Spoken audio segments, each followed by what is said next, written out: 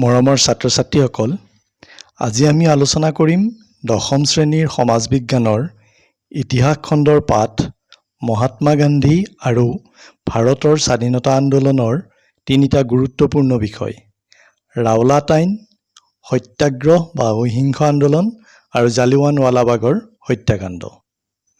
এই তিনিওটা ঘটনাই সংঘটিত হৈছিল 1919 চনত। এই তিনিওটা ঘটনাই এটাৰ লগত আনটোৰ সম্পৰ্ক আছে। এতিয়া আহাচোন আমি আলোচনাৰ মাজলৈ আগবাঢ়ো। মৰমৰ ছাত্ৰ-ছাত্ৰীসকল, আমি সকলোৱে জানো যে 1757 চনত ভাৰতবৰ্ষ চিৰকালৰ বাবে ব্ৰিটিছৰ অধীনলৈ গৈছিল।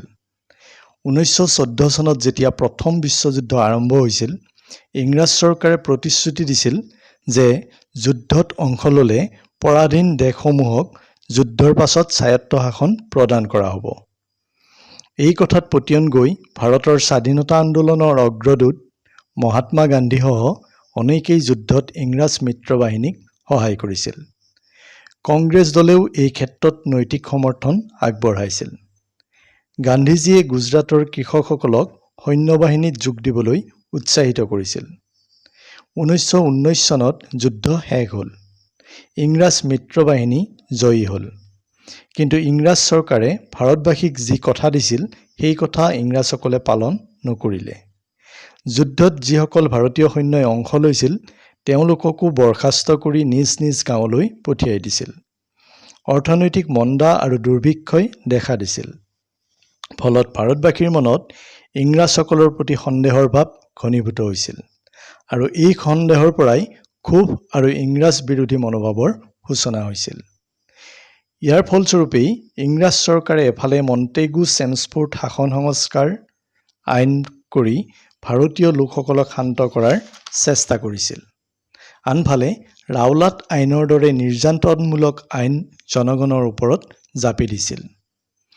এই আইনখন প্ৰণয়ন কৰা হৈছিল 1919 চনৰ মাৰ্চ মাহত। যিখন আয়োগৰ পৰামৰ্শত ইংৰাজ চৰকাৰে এই আইনখন প্ৰণয়ন কৰিছিল সেই আয়োগৰ অধ্যক্ষ আছিল ন্যায়াধীশ ছিডনী ৰাওলাট আৰু তেওঁৰ নামেদিয়েই এই আইনখনৰ নামো ৰাওলাট আইন ৰখা হৈছিল। এই আইনখনক ক'লা আইন বুলিও কোৱা হয়। এই আইনখনৰ জৰিয়তে ব্ৰিটিছ চৰকাৰে বৰ্ধিত দমনমূলক নীতি গ্ৰহণ কৰিছিল। এই আইনে সন্ত্ৰাসবাদৰ সন্দেহত যিকোনো ব্যক্তিকে আটক কৰিব পাৰিছিল।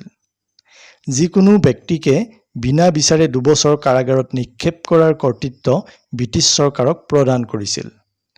এই আইনে সংবাদ মাধ্যমৰ ওপৰতো কিছু প্ৰতিবন্ধকতা আনিছিল।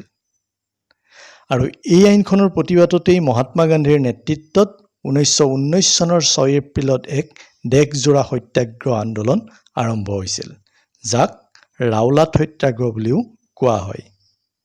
সেইদিনা সকলোৱে ব্যৱসায় বাণিজ্য পৰিহাৰ কৰি অনশন আৰু প্ৰাৰ্থনাত বহিছিল। লাহে লাহে এই আন্দোলন এক বৃহৎ গণ আন্দোলনত পৰিণত হৈছিল।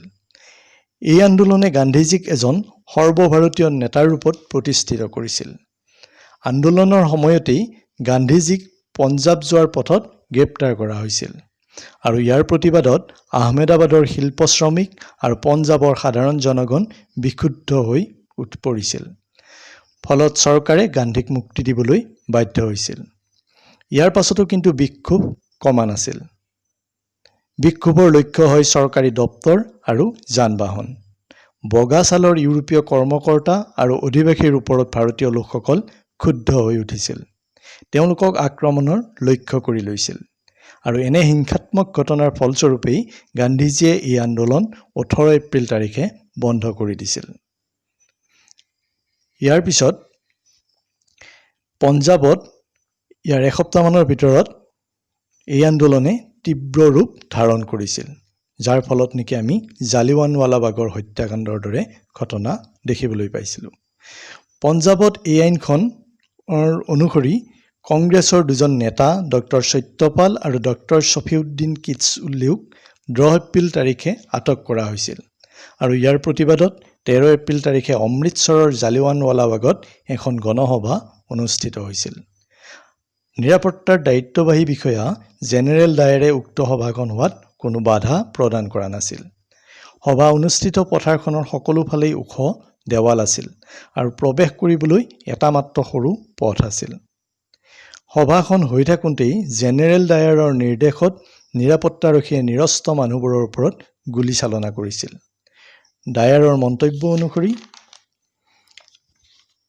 100জন গোৰ্খা সৈন্য আৰু 2খন বৰতোপৰ গাড়ী লৈ ডায়াৰৰ নিৰ্দেশত 2000 মান বিদ্ৰোহীক হতাহত কৰা হৈছিল আৰু এই কামত 1650 ৰাউণ্ড গুলী খৰচ হৈছিল। পথাৰৰ মাজত থকা কুৱাত পাথৰ পেলাইও কিছু মানুহক জীৱন্তে পুতি পেলাইছিল। ইমানেই নহয়, পঞ্জাৱত সামৰিক শাসনো জাৰি কৰা হৈছিল। যধে মধে গ্ৰেপ্তাৰ, সম্পত্তি বাজেয়াপ্ত, লাঠিচালনা আদিৰ দৰে দমন নীতিৰে চৰকাৰে জনসাধাৰণক হাৰাশাস্তি কৰিছিল। চৰকাৰে উক্ত ঘটনাৰ অনুসন্ধানৰ বাবে লৰ্ড হাণ্টাৰৰ নেতৃত্বত এখন আয়োগ গঠন কৰি দিছিল।